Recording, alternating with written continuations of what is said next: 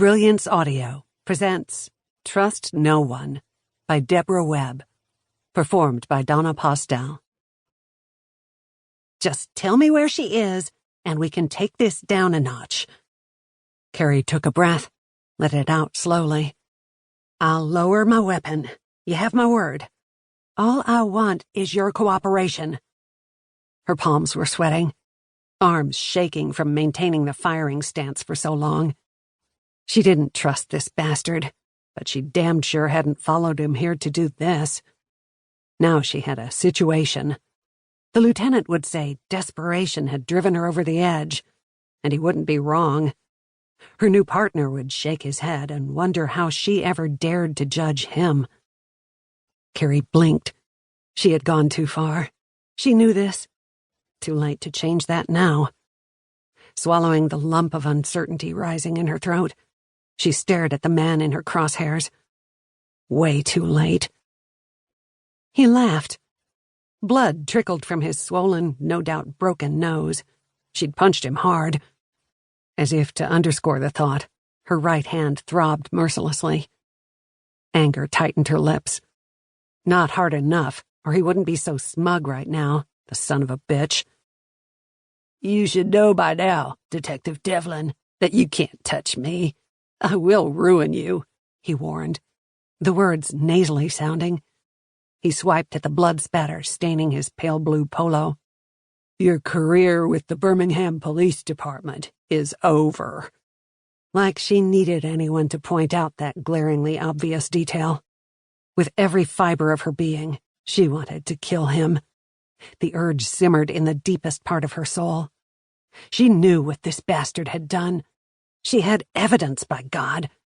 Maybe not enough for a trial conviction, but it was something. For now, that could wait.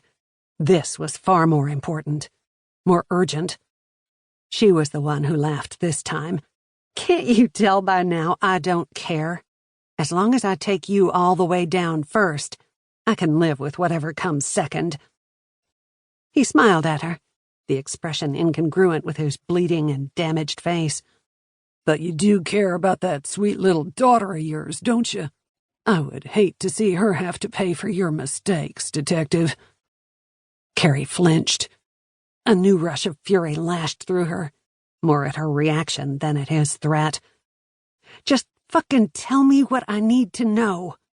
She twitched the barrel of her Glock .40 caliber. Or I swear to God, I will put a bullet right between your eyes. He stared at her for 1, 2, 3 beats. Then he said, Go ahead, shoot me. Shit. Maybe he'd seen her arms shake or spotted that goddamned flinch. Either way, he'd called her bluff. No turning back now. Her hand tightened on the grip, forefinger curled around the trigger. You think I won't? He lunged at her. She instinctively twisted to the right. His body crashed into her left shoulder, sending her off balance. She slammed backward onto the floor. The weight of his body landing on top of her forced the air from her lungs. Weapon. Adrenaline roaring.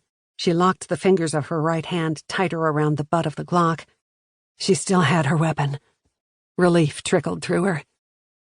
With every ounce of might she possessed, she punched with her left fist, aiming for the throat. He stretched his upper body to one side, ensuring the blow jammed impotently into his shoulder. She yanked her arm back, aimed again. He backhanded her. Blocking out the pain, she rammed her knee toward his groin. He dodged the move, grabbed at the Glock with one hand, and her hair with the other. No, no, no! She twisted her right arm, fought to wrench the barrel of the weapon from his desperate grasp. His grip tightened, his face distorted with rage. She bucked and rotated her body, used her free hand to clutch at his throat, his eyes, whatever she could reach. He slammed her head against the floor. Again and again. The room spun. She felt her wrist crack from the pressure of him trying to rip the Glock from her grasp. She could not allow him to take it. Her head hit the floor again, harder this time. Her eyes rolled back. She blinked, shook herself. His weight ground into her waist. Another thwack of her head. The blast of a bullet discharging from her weapon exploded in the room. She gasped. Darkness clawed at her. She fought to stay conscious, tried to rise up. Where was he? The room shifted out of focus, started to spin. She closed her eyes to slow the whirling sensation. The darkness swallowed her, dragging her down, down, down.